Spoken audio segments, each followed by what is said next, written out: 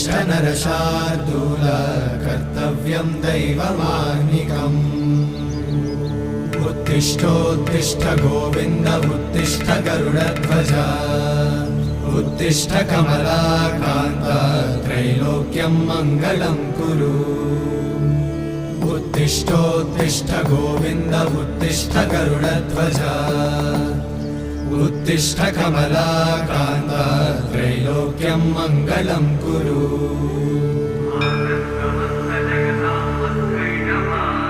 मातः समस्त जगतां मधुकैटभारे